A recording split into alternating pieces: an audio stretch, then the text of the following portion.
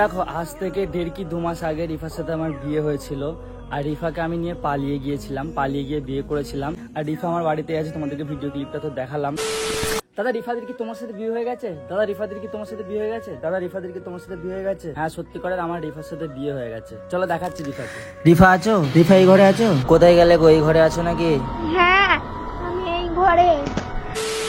তো গাইস ব্যাপারটা হয়েছে, তোমরা এই কদিন ধরে না সব বুঝতে পেরে গেছো, ঠিক আছে? সত্যি কথা কি মিথ্যে কথা কি সব জেনে গেছো।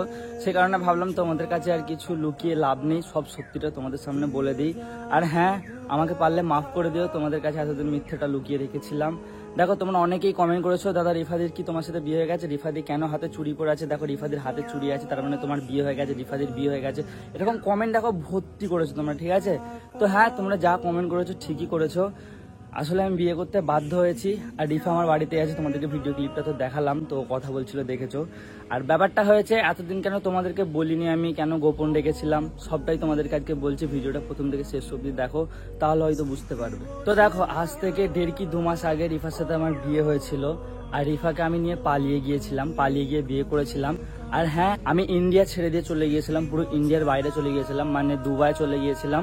বুর্জ খলিফা বলে না, বুর্জ খলিফায় গিয়ে মোটামুটি 1 মাস মতো ছিলাম।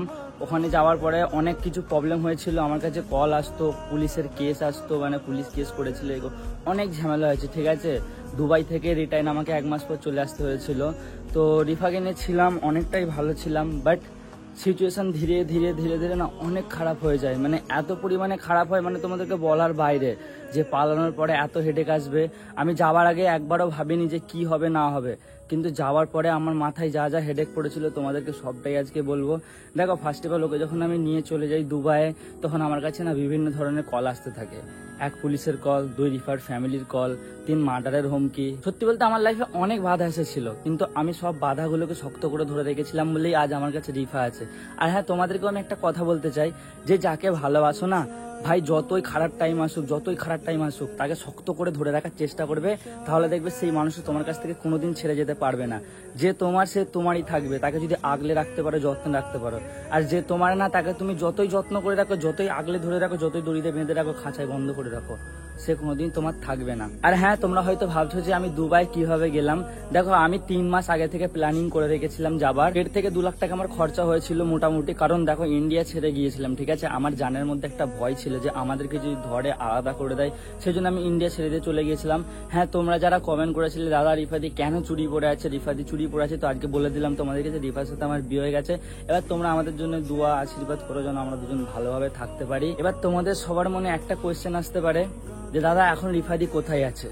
তো তোমাদেরকে আমি বললাম রিফা আমার বাড়িতে আছে, তোমাদেরকে সেটাও আমি আবার দেখাবো। তোমাদেরকে জাস্ট ভয়েসটা শুনিয়েছি, এবার ভিডিওটাও দেখাবো।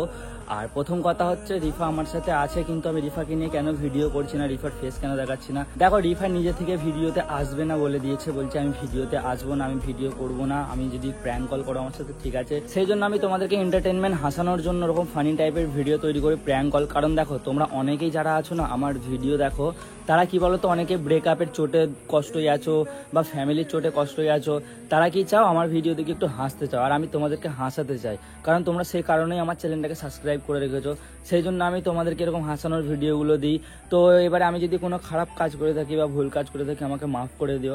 আর হ্যাঁ, আমাকে এটাও কমেন্টে জানাও যে আমি বিয়েটা করে ঠিক করেছি না ভুল করেছি। দেখো আমার লাইফে অনেক বাধা এসেছিল যখন আমার আর রিফার ঝামেলা চলছিল, তোমরা তো অনেকেই জানো, আজ থেকে 1.5 কি 2 মাস আগে ঝামেলা হচ্ছিল। তো অনেক ঝামেলা ছিল, ওকে আলাদা করে দিয়েছিল, আমার কাছ থেকে কেড়ে নিয়ে চলে গিয়েছিল, অনেক কষ্ট ছিলাম। তোমরা যারা আমার না পুরোনো সাবস্ক্রাইবার আছো, তারা সবাই দেখবে যে তোমার ভাই বা দাদা কিরকম কষ্টে ছিল, অনেক পরিমাণে কষ্ট করতাম আমি, তাকে পেতাম না, অনেক কেঁদেছিলাম। সেই কারণে সব কষ্ট ভুলে গিয়ে আমি 1.5 কি 2 মাস আগে ওকে নিয়ে পালিয়ে গেলাম, পালিয়ে গিয়ে বিয়ে করেছিলাম। তো দেন এখন সুখে আছি, ভালো আছি, বাট এখন লাইফে অনেক কিছু ঝড় বাঁধা আসছে, ঠিক আছে? সেই ঝড় বাঁধাগুলো তোমরা করছো ধরতে গেলে। কিরকম দেখো, আমি তোমাদের নামে দোষ দিচ্ছি না, মানে কিছু কিছু মানুষ আছে যারা অনেক খারাপ খারাপ কমেন্ট করছে, সেই যেই কমেন্টগুলো না আমার বুকের মধ্যে অ্যাটাক করছে, যে ভাই একটা মেয়ের নামে কিভাবে এরকম বদনাম দিতে পারে। মানে বললাম না আর কি বদনাম, ঠিক আছে? সেটা সাইডে থাক। বাকি একটা কথা তোমাদেরকে এখন বলতে চাই, এই এতক্ষণ ধরে যে আমার ভিডিওটা যারা যারা দেখলে বা এখনো দেখছো, তাদেরকে ধন্যবাদ আমার মিথ্যে কথাগুলো শোনার জন্য।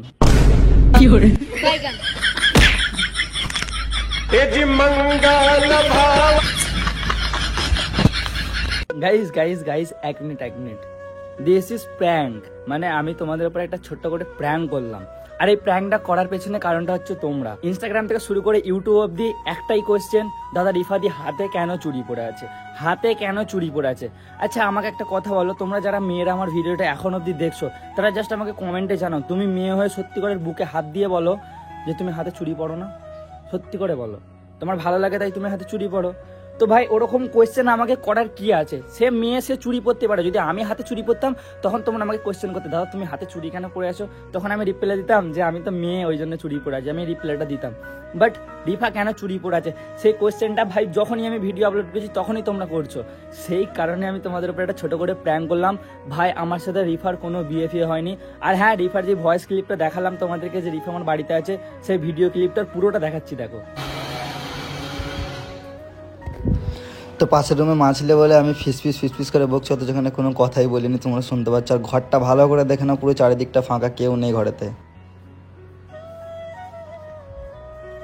তো দেখে নিয়েছো, ওটা জাস্ট ভয়েস অ্যাড করেছিলাম। রিফাকে বললাম যে ভয়েস পাঠাও, একটা ভয়েসটা অ্যাড করবো, তো ভয়েস অ্যাড করেছিলাম। আসলে আমার বাড়িতেও নেই। আর একটা কথা, তোমরা দিমাগে ঢোকাও ভালো করে। আমি তোমাদেরকে বললাম যে আমি 1.5 কি 2 মাস আগে রিফাকে নিয়ে পালিয়ে গিয়েছিলাম দুবাই বুর্জ খলিফায়। ভাই আমার যদি অত টাকা থাকতো আজ আমি নিজেকে করোড়পতি দাবি করতাম, বুঝতে পেরেছো তো। এখন আমার কাছে 10টা টাকাও নেই, কাউকে বলবে না তোমার আমার কথা, ঠিক আছে। 10টা টাকাও আমার পকেটে নেই, আর 2 লাখ টাকা নিয়ে নাকি আমি দুবাই যাবো পালিয়ে। আর একটা জিনিস লক্ষ্য করে দেখো, তোমরা ভালোভাবে লক্ষ্য করুনি হয়তো, আমি বললাম 1.5 কি 2 মাস আগে আমি রিফাকে নিয়ে পালিয়ে গেছিলাম। আর যারা আমার পুরাতন সাবস্ক্রাইবার আছে, যারা আমার ডেলি ভিডিও দেখো, যারা আমাকে ভালোবাসো, তারা হয়তো জানবে 1.5 কি 2 মাস আগে রিফাকে নিয়ে অন্য কেউ চলে গিয়েছিল, মানে ওর ফ্যামিলির লোক আলাদা করে দিয়েছিল। প্রায় 1 কি 1.5 মাস আমার ওর সাথে কথাই হয়নি। তো তোমরা আমার যারা ভিডিও দেখো তারা এই জিনিসটা তো ধরতে পারতে, তাই না। যাই হোক, এটা জাস্ট একটা প্র্যাঙ্ক ছিল, আর তোমাদের জন্য আমি প্র্যাঙ্কটা করেছি। তো এবারে বুঝে গেছো রিফা কেন হাতে চুড়ি পরে থাকে। আশা করছি আর দুবার এরকম টাইপের কোনো কমেন্ট আসবে না। ওর ভালো লাগে চুড়ি পরতে, সেই জন্য চুড়ি পরে থাকে। আর হ্যাঁ, রিফাকে আমি কল লাগাচ্ছি, দাঁড়াবো 1 মিনিট। হ্যালো রিফা, আমাদের বিয়ে হয়ে গেছে তো? হ্যাঁ, মিথ্যা কথা বলছে কেন, বিয়ে করলেন তো সেই 2 মাস আগে বুর্জ খলিফায় গেলাম।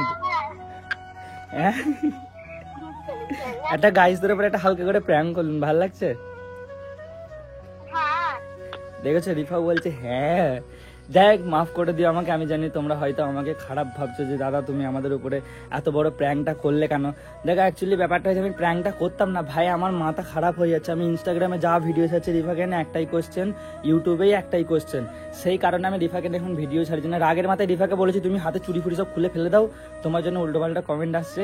যাই হোক, যদি খারাপ লেগে থাকে আমাকে দিল থেকে মাফ করে দিও। বাকি ছোট ভাই হিসেবে যেভাবে সাপোর্ট করো, পাশে আছো সেভাবে পাশে থেকো। দেখাবে নতুন কোনো ভ্লগ বা ভিডিওতে, ততক্ষণ সবাই ভালো থাকবে, সুস্থ থাকবে, নিজের খেয়াল রাখবে। Love you all, take care, bye bye. হ্যাঁ আমি এই ঘরে।